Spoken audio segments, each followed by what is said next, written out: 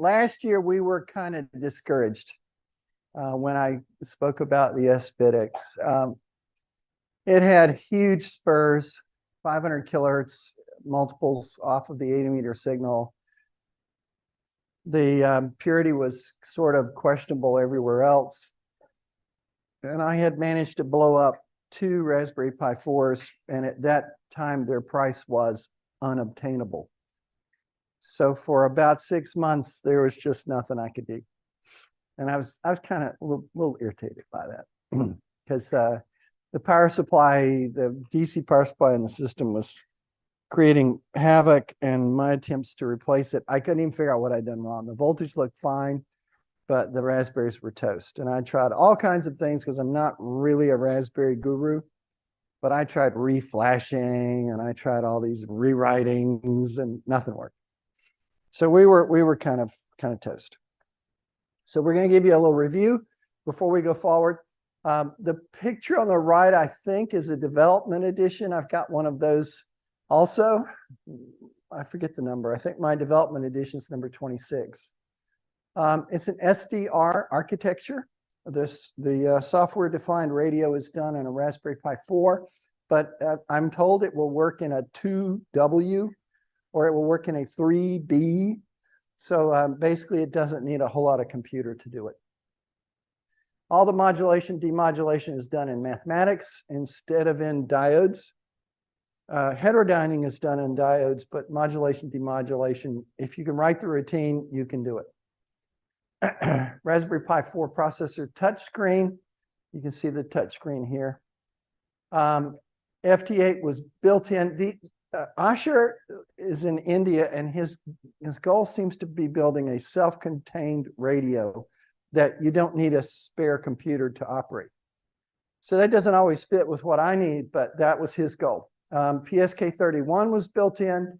His original devices were sort of 40 watts in the lower bands, and he's not the greatest RF designer. So his power kind of twiddles off to about 10 watts on 10 meters, and that doesn't bother him because the D layer is just non-existent at 10 meters. So if the band's open, 10 watts is good. And a lot of people criticize and they wanted, a flat amplifier, and he just doesn't care, right? It's a different way of looking at life. Digital filtering, and that's one of the features that I thought was the most astonishing. It was so much easier to set bandwidths on an sBitx than on an Icom 7300. In fact, to this day, I can't really set my 7300 really very easily at all. But on this thing, it's just a cinch.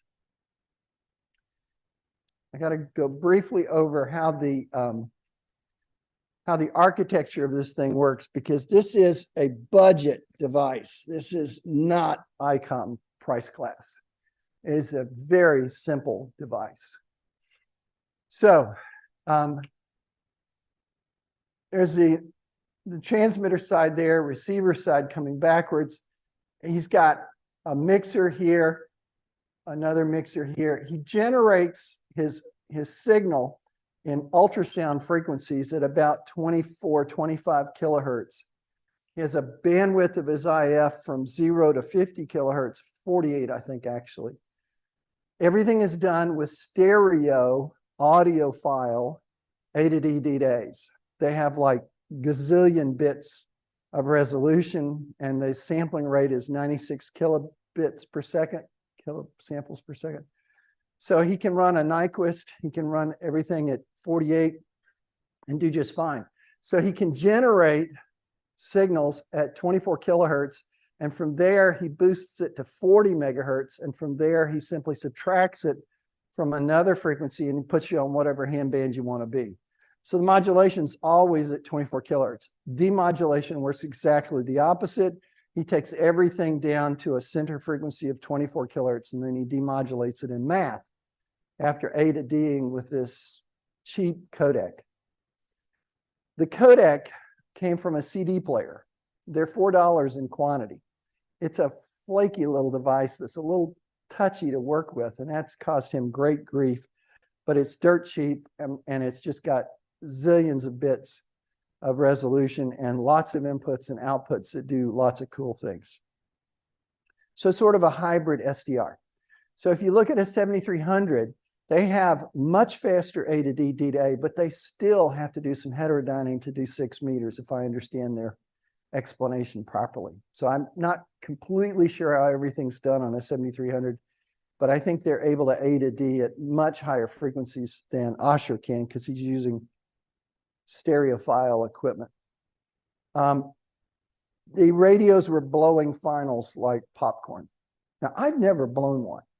I've had 2 of these, and I've done tons of development with them, and I've done all kinds of stuff, and I have never blown a final. But these other guys, they blow them all the time. I don't know what it is that's different between me and them, but it turned out that he had something stupid in his design that nobody thought about, and he had a direct feedback path and a pretty high gain amplifier chain. So it made a VHF parasitic like nobody's business. I think it was a 200-watt parasitic. And that was pretty good at blowing the gate of the finals. I think I've got a slide here that shows you how this worked. Nope, that's not it. Well, rats. I thought I had the slide. Basically, what he did was he had a relay that did the TR, switching back and forth between transmit and receive. But the relay contacts had some pass-through from simple capacitance.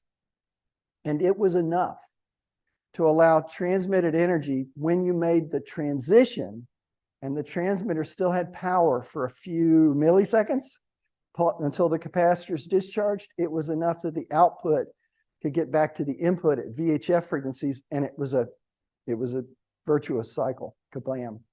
So he had scope pictures of these VHF oscillations, and it just would develop. The gates on these things are good to 20 volts, and after 20 volts, they give up the ghost. So he struggled with how he was going to do this. And he talked about doing a diode switched unit. And he got this from, I always forget this guy's name.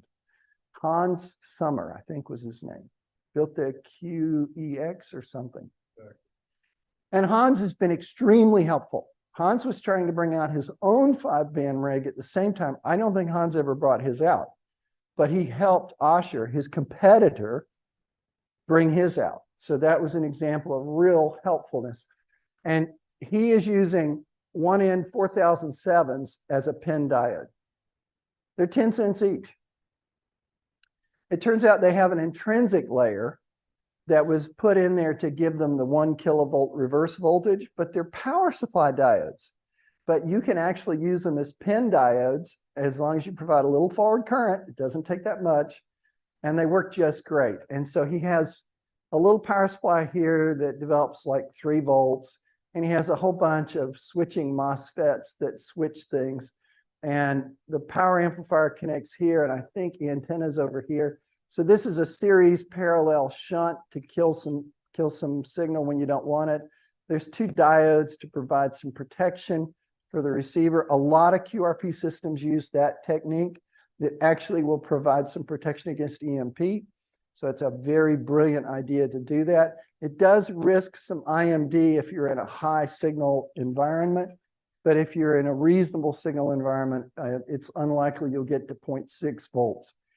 We are going to potentially operate 1,200 feet from a 50 kilowatt FM transmitter for field day this year. And I'm a little worried because I calculated 0.6 volts will meet. At any rate, so he has transmit receive controls, and these 2 pin diodes separate the receiver and the transmitter at all times. So there are no relays. And I just went boinkers. I said, you've got to do this. This could be a near full break-in CW transceiver, the first one in a long time. Because the way the Icom does it is they clatter relays. Now, they may clatter expensive relays, but eventually the relay is going to give up the ghost. And to have a system that's solid state TR, I thought, this is nirvana. Now, it turns out an SDR has some latency. So it's not full break-in because it has to develop, it has to fill up its little FIR filters and all this kind of stuff. So they don't switch back and forth instantly, but still there's no relays. And I thought this was a huge improvement. Because of the way he did it, in this, he only had to support received signals. So the forward current needed for the diodes was just a few milliamps. So it was a piece of cake to build this, and it actually worked. So things began to improve, but the improvements did not occur until after the talk that I gave last year here.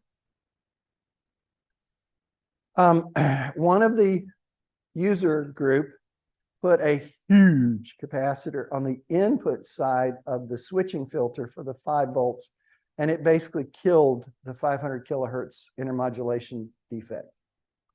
So then they started adding these capacitors, and huge improvement in the purity of the output signal, particularly on 80 meters. So that was a big success for the Icom, for the sBitx group.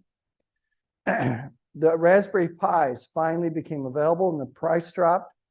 And I was finally able, on what I was willing to pay. I'm not paying $180 for a single board computer, folks. I was able to purchase a replacement Pi, and then I was actually able to get a backup. I gave up on, I'd already blown 2 Pis. I'm not building more power supplies for these things. I just used the wall wart on my development unit. It's not here today. It's back in the trailer, but it worked. And so I was finally able to turn my unit back on, which means I could get back into the game. Now, apparently there's not a whole lot of hams with a spectrum analyzer. So I was one of the few guys that was watching the spectral purity of the output signal and crying foul day after day after day after day. You got to fix this, you got to fix that, you got to fix this. I raised the PA idle current. He had it at a really low 0.25. I went to 0.36. I got a little bit of improvement. Asher had done some huge work figuring out what was really going on with some of the spurs that we're getting. This was a tunable spur on 80 meters. You could change the frequency you were tuned to, and the spur would move. You could tune it to whatever you wanted. And if you went to 3.64 megahertz, the spur was on your frequency. You could watch the spur because the sBitx has a sort of a pan adapter, and you could watch it move in on you. It was really wild. And so the math indicated that the 11th harmonic of the operating frequency was mixing with the local oscillator and giving you this signal. It was perfectly tuned to get backwards through the IF. He has a crystal IF, and if you take the 11th harmonic of the operating frequency, which all transmitters have harmonics, even though they're small, before the low-pass filter, it's inside the radio. It's adding to the local oscillator and going backwards through the same filter that the local oscillator is supposed to receive signals from. And that was what was causing the spur. The problem was in the SI5351 to some extent. It has 3 digital oscillators inside this one little 8-pin chip. And the ground connections have finite resistance. So since you've got RF currents flowing through the ground connections, they couple to each other. So that gave a bottom lower floor to what kind of isolation you could get. And the solution for that was run the oscillators more lightly. So they have a drive current control. And if you lower the drive current to 2 milliamps instead of 8 milliamps, it's just a software change. My spurs got a lot lower. So doing all that, and then I started adding bypass capacitors. So red is a bypass, bypass, bypass, bypass. I just added extra chip capacitors on top of where Asher had his chip capacitors to add more bypassing. And I added one up here in the transmitter chain to try to bypass the plus V going to the transmitter chain. Turned out that one made it worse. What? I don't understand this. You know, there's something about the architecture. Somebody have to do a PhD on it or something, but I got rid of that one, but I kept all the others. And when you did all this, and I had stupidly put connections to the plus 12 volt line. Inside the sBitx, he switches the plus 12 volts to turn on some transmitter stages or turn them off. That means that the 12 volt line goes to the collectors through some filtering of every stage, including the pre-driver, the driver, and the final. And if you add any wire at all to that analog line, you have an antenna. And I had done that. To build a relay control for the output so I could drive my kilowatt relay amplifier with this thing. I had to get rid of that. You can't have anything connected to his analog plus 12 volts. Instead, this was scary to me because I don't like soldering the things that go directly to a Raspberry Pi. But it's much safer as far as signal purity if you connect to digital outputs. For money reasons, ARRL does not buffer his input output to the Raspberry Pi. It's straight signals from the RPI. So you'd be very careful when you do this, but I did that and I was able to make connections to the digital outputs and no spurs. That got rid of that problem. So some of it I was the cause of. And when I did all this, my development edition became reasonably FCC compliant. I can't say that my spectrum analyzer is National Bureau of Standards compliant. I'm within a dB or so of -43 everywhere. And I said, this is good enough. I mean, from a radio that was -20 to get it down to these levels where it's at the worst, it's around the spec and a lot of times it's better. I was pretty happy. I pulled my external control and instead I got the output from a chip that's connected to the Raspberry Pi and I used it to drive a MOSFET and I used that to drive an opto isolator that I bought off Amazon and I had a relay output that could control my SB200. And that worked. And I've done that on both of my sBitx's. I have 2 of them and it's worked on both of them. So that was a big success to go to opto isolators.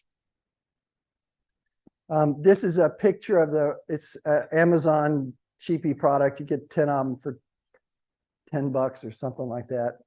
This was in the middle of me installing it and it ended up being a success. The next thing was one of the user groups started studying the insulators that are used. Let me check the time. Oh, we're doing good. Between the TO220 final transistors and the heatsink. Now, ARRL uses dirt cheap switching MOSFETs. Therefore, AC power motors. They're not for RF. So instead of really fancy RDX F16 transistors that are made for RF and have fairly linear responses, he used cheap stuff, less than $1 each. And he sends out, like, you get this little package. Oh, we found another flaw, so we sent everybody a pair of replacement transistors just in case you need them. What? I've never had a manufacturer just ship me packages. Here's replacement parts in case you need them. So I got replacement parts sitting on my windowsill at home. I've never blown a final, but I've got lots of replacements.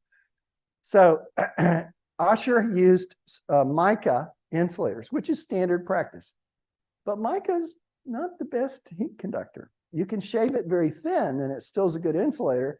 And that's how they get around it. But one of the guys in the group went to beryllium oxide, which is the standard thing that folks use for high power transmitting tubes. The only problem is if you machine it and create dust, it gives you a bad lung disease. So I wasn't too happy with that idea, but he had data that showed the temperature between the device and the heat sink had a significant gap with the mica insulators. And when he put in the beryllium oxide, that gap just disappeared. Now, the TO220 package is a crappy package. The resistance between the die and the tab is significant. I think it's like 2 or 3 degrees C per watt or whatever the unit is. It's not a great package. If you use a real transmitting MOSFET, it's got a much better connection for thermal, but you got to work with what you're given. So we wanted to not waste any more temperature on the insulator or on the heatsink. So this looked like a huge improvement. This is an improvement of maybe 30 degrees. That's huge when you're talking about a semiconductor junction. So the rest of us said, yeah, but we don't want to work with beryllium oxide. So it turns out aluminum nitride is also an insulator, and you can get it from China. So I bought 10 of them for like $5 plus slow boat from China shipping, $3. And they finally arrived, and I put them in. You have to keep water away from them. Water will hydrolyze it or do something bad to it. So I just put some thermal grease around it to keep water off. And it's about as good as beryllium oxide. I did a bunch of calculations, and even though it's fairly thick compared to the mica, it's much better.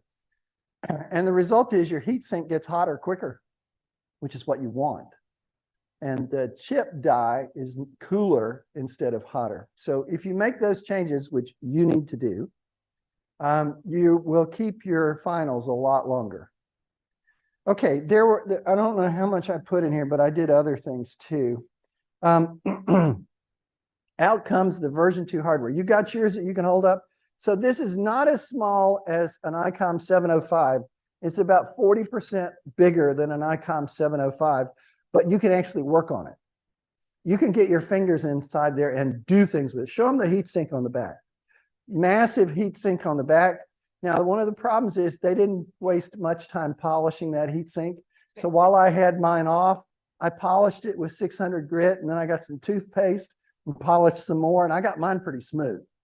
So if you get it smooth, then the distance between the tab and the insulator, all those little gaps are not good. So when he put that out, not only had he gotten rid of the TR relay, he got rid of the relays that did the bandpass switching. Like, holy cow, this thing has no relays. It's all diode switched. So I was like, golly Moses, I'm tempted to buy one. But I'd already blown 2 Raspberry Pis, had to buy more Raspberry Pis, bought a development unit, months I had spent, so I waited a little bit.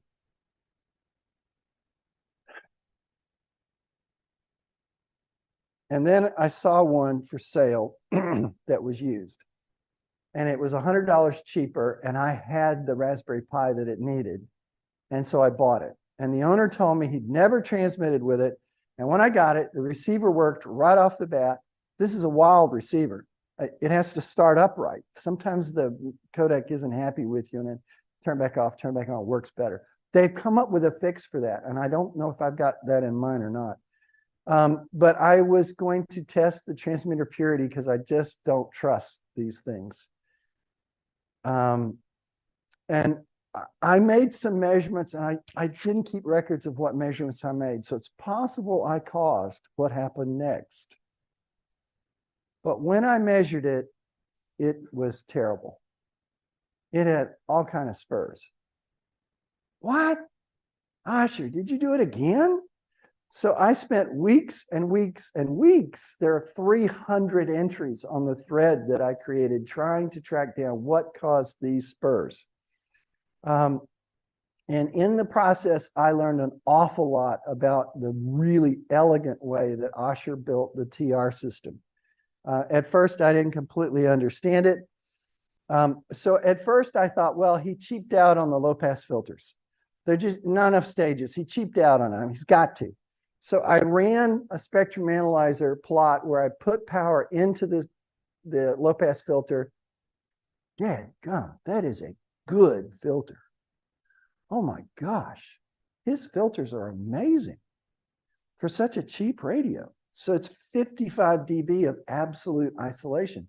The second harmonic or third harmonic could be identical to the fundamental, and it would still pass FCC. So it's not the filters. So what is it? So I wired the radio up, and I ran it directly through one filter, and it worked fine. So somehow or another, the energy is getting around the filter. Something is not working right with the digital switching. Oh my gosh. I worked and I worked and I worked because he's got digital voltage. He's switching. He's got voltages everywhere. There's a voltage turning a diode on or turning a diode off. Oh, it's like a Pandora's box. It's such an elegant circuit. It's everywhere. So I tried blaming every single diode. Could it be this diode? Could it be that diode? And I'd solder them in and solder them out and measure it and measure it. Oh my gosh. there are so many paths of control because he has to switch exactly the right way between transitions. The 12 volt, get this working. The 12 volts can bias diodes. He has a RF picker, RF power supply that looks at the RF output and develops. It's sort of like how MFJ did their QSK switch many years ago, but it's much more elegant because he doesn't need a high voltage power supply. He pulls it directly off the RF output. And then he's got all these other controllers, and it just goes on and on and on and on.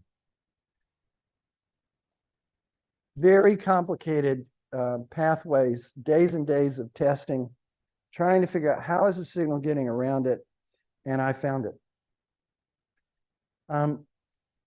Those two diodes were blown. The whole time they had been blown. And because of that, the high voltage output developed from the RF could not significantly exceed 12 volts because it was tied to the 12 volt system because those diodes were shorted. So that is what had gone on. So I think I've got yes. So what Asher did, he used a switching circuit that I think Hans and others had also used with a series and a shunt and a control from the Raspberry Pi. But the problem is this can turn on at the same time this turns on for like a nanosecond or two. But this is an IRF 409, which is a honking thing, and this is an itty bitty 2N 7002 SMD device. And if these two are ever on at the same time, which can happen in the transition, you blow the little bitty guy. So the solution for that is you put a resistor right here. So you need, where'd he go? He needs to add like 150 ohm resistor right here, and that will protect this transistor for forever. But that, he just cheaped out on that part of the circuit. So I soldered in a little resistor. And I think I skipped and didn't tell you. Yeah, I think I got to go back. Got to go back. You need a resistor in series with these, because the deal is somewhere or another, I must have accidentally grounded this line, or somebody grounded it with a VOM probe. Everything's tiny. And I may have done it, or the previous buyer may have done it, or someone in manufacturing may have done it.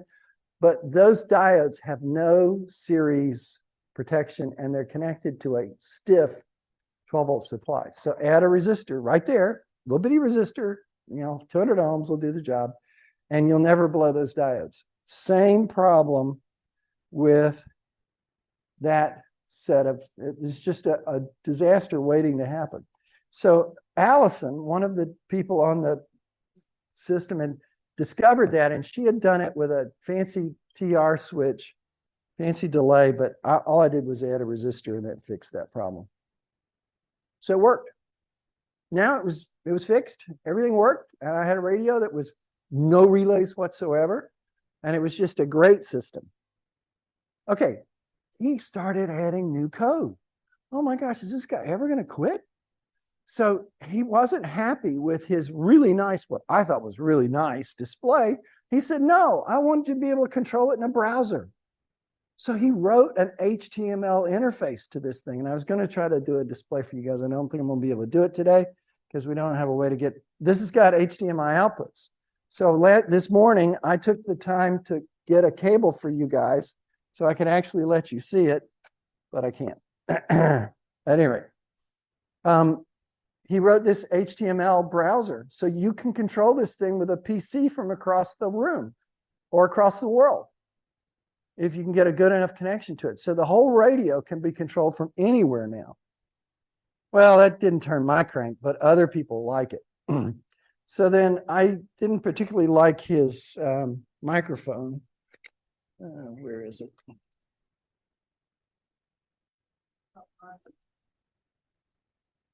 What? I lost one of these. Somewhere in the process, I lost one. So I went to, Hamfest, and I just picked up mics, and you need a high output cartridge, but I started making microphones for sBitx's that I like better. So I started having fun with this. And mine now controls my SB200 amplifier just wonderfully. And it's got filters too, so it cleans the signal up even more. So doggone it, I can do stuff with this radio now. So I have my own SDR radio that I can program. So I've got 3 students taking pre-calculus, and we're going to have a science fair. So I said, well, what can we do with this? Well, older guys like me have a hearing deficit above 2 kilohertz. And it turns out that if you want to win contests, our group learned how to do some contests. You want to boost the signal level above 2000 hertz so the older guys can hear it. Well, I can do that in software. So I went into the FFT routines and I upped the 2000 hertz response from the microphone, and I made it computer controllable. And my 3 kids in my pre-calc class picked up real quick. Okay, here's how we control it. And I can kill the bass response. And then I can transmit a signal that is ideally suited for the older ear. And they can do a science fair project of intelligibility of nonsense phrases and hopefully win the science fair. By the way, I'm in charge of the science fair too. So we have that going, but my noise generation, I try to generate the noise to go against. My noise generation was terrible. Apparently, I don't understand the FFT as well as I should. So it just didn't work. But then I remembered I had this. This is the coolest thing you've ever seen. This is built on a Teensy, and it was produced by the Winlink guys, and there were only 150 made, and I have one of them. And it's controlled, and you put audio in here, and you get audio out here, and you pick what degradation you want. And it can do any degradation that the ionosphere can do. It can Doppler shift unevenly. It can shift frequencies down if you're mistuned. It can add selective fading at any rate that you want. And it can add white Gaussian noise and other things that I don't even know what they are. So I realized, although my noise is not very good, the noise that this thing makes is perfect.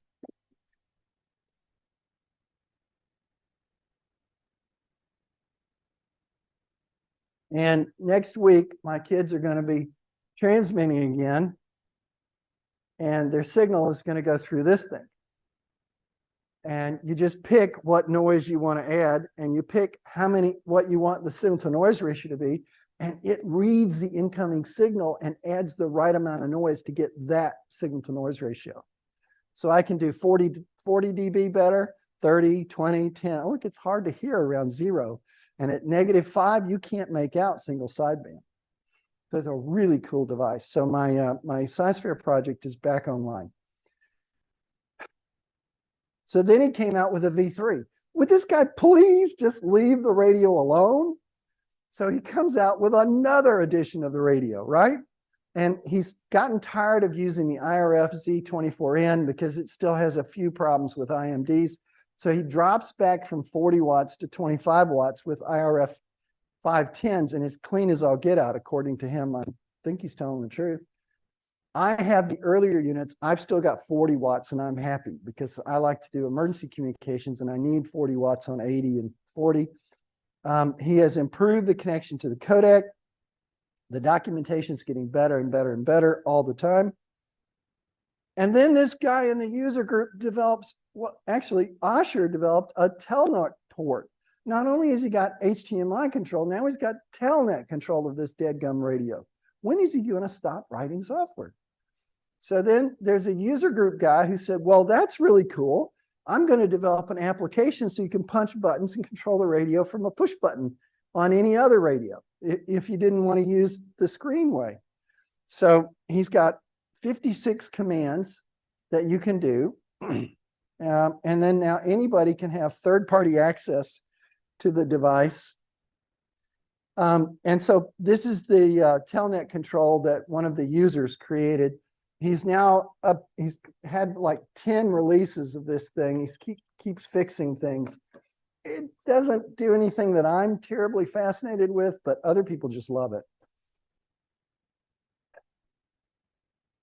So then I said, Hey, Asher, do you know nobody can run all of the software that's built for Windows on your radio? I mean, I know that Raspberry Pi is great and all that kind of stuff, but there are other software in the world. Not everybody just uses FLDigi, and he had a homebrew logging system that he's built. He's built a whole lot of software. But I'm like, trying to recreate all of ham radio software is maybe not the best use of your talents. So you need an emulator so it can look like some other radio, like an Icom or something like that. Oh, they did not like that. I caught so much grief. No, we do it over the net, and we use net rig control and some other words that I don't even know what they mean. And I said, well, that's fine, but the guys that write Winlink, or who here knows what Ion 2G is? Okay, well, the state wants you to use Ion 2G so you can do ALE communications to the state in the event of a disaster. In Alachua County, Volusia County, Flagler County, we have it running. And they actually answer our calls. It's really impressive. The first time we've gotten the state to actually show up and do something. But at any rate, we need some kind of interface. And I kind of like Icom's better than Jesus. So I wrote an emulator. Why is my hand still up? Maybe this thing's got linked to it. So I wrote an emulator for an Icom. Since nobody else would do it, I couldn't browbeat anybody into do it. So it took me a weekend because I'm really stupid. But I finally learned how to do it. And the first problem was you have to get a COM port to show up because all these things depend on COM ports. And so that means you need a UART chip. And I don't know much about UART chips. So I didn't have any. So when I first did this, I had to take two programmers and use clips to go between the pins of a Baofeng programmer and an Icom programmer, and each end had a UART in it, and I just connected the TX to the RX and the RX to the TX. I had to look up how each radio gets programmed, and it worked. I had COM ports. So on the PC, I see a COM port. I'm going to turn it on or something. Yeah, turn it on. Works better if you turn them on. And on this end, you gotta have a TTY USB 0. I thought you could just connect the USB to the USB, and no, it doesn't work that way. I didn't know that. Now, give me a second. I got to turn on some software. So let me see. I have this cool.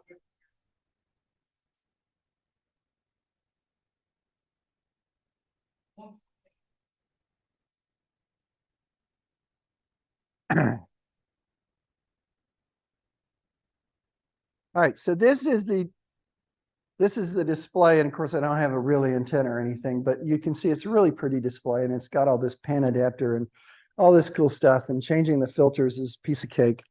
And now I got to get back to here, and I got to punch this. I hope this works. Yep, it came up. Okay, so now my Icom emulator is up. I didn't know squat about Raspberry Pis. I didn't even know how to make an emulator. Come on, please stay up. This Windows. So I just had to learn everything. I didn't know how to make an icon. The directory structures, I kind of have that figured out by now. Now, how many of you know what an RMS is? Close. How many of you know how to use Winlink? Okay, when you use Winlink HF, what do you connect to get your stuff done? An RMS gateway. So everybody knows about the software to run Winlink, but they don't know about the server software. And if nobody can run the server software, you're not going anywhere. So once I had this Icom emulator going,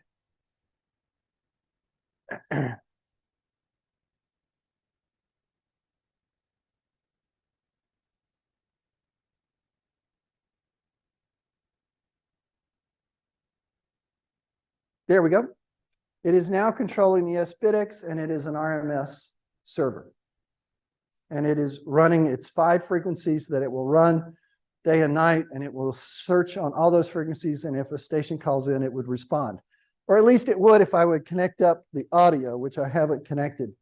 But this was my nirvana. Can I get this thing to actually control this radio that has no relays? So if you're running Ion 2G ALE, you are switching frequencies like 2 a second.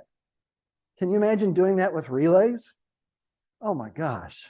So this thing can now run ALE. I've done it.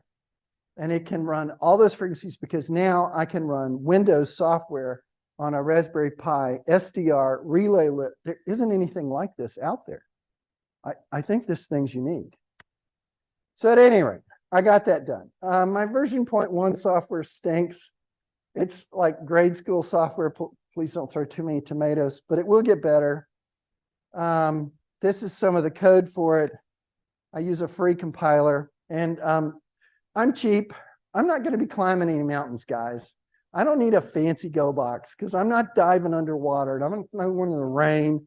It's got to have a driveway for me to be deployed there, right? I'm driving my car up and I'm getting my little roll around, and that's how I'm getting my gear into the room. So all I need is a plywood box that puts everything together. So it's dirt cheap, simple.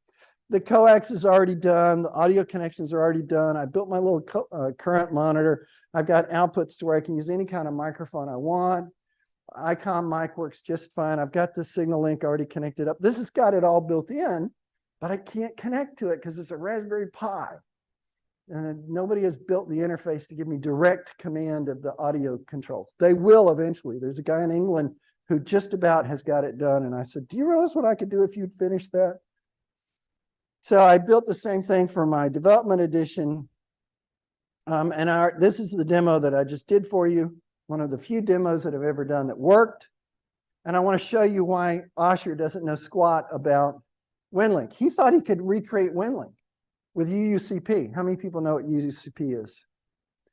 Well, look, I mean, UUCP would work, but it took them 20 years to get 150 stations that operate 24 hours a day all over the world. You're not going to build that user community in a week. Osher lives in India. Where is it? There, right there. His closest RMS stations are thousands of miles away. That's why Osher doesn't understand Winlink.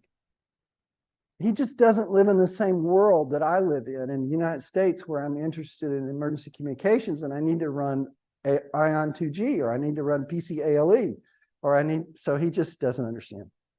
So, nobody's perfect. Okay, so they dropped the price. It's now $3.99.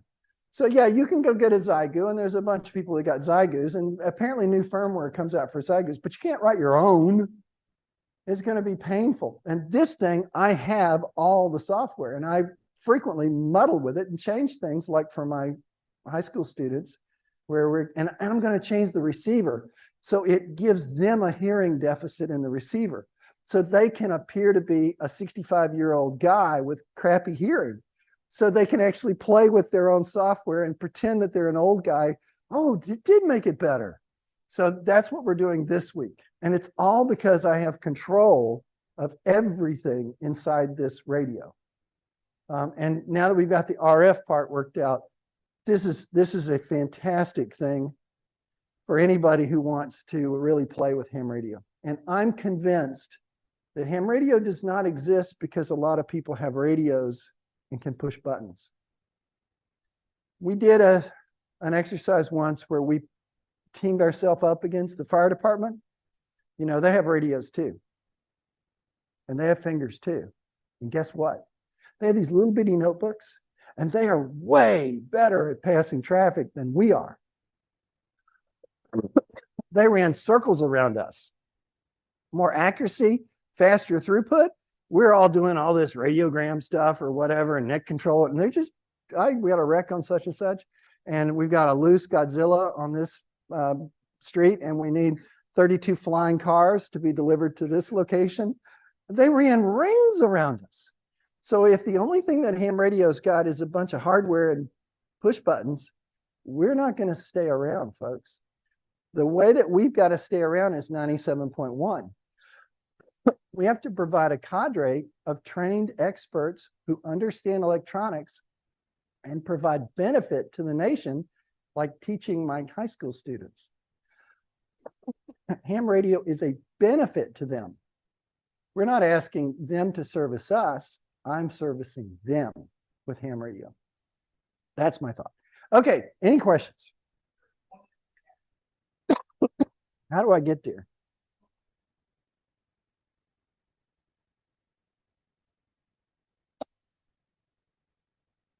Will the sBitx version 3 replace the RF board of a version 2? Daryl, you don't need to. The version 3, all it did was take out the really nice 40-watt transistors and replace them with slightly ruggeder 25-watt transistors. So I wouldn't bother. What you need to do is add the 2 resistors that I talked about, change out the insulators, because he's still selling it with mica, I believe. Grind out the the surface of the heat sink. It takes about 5 minutes. Put it all back together again, and you can have a much better radio. Yes. So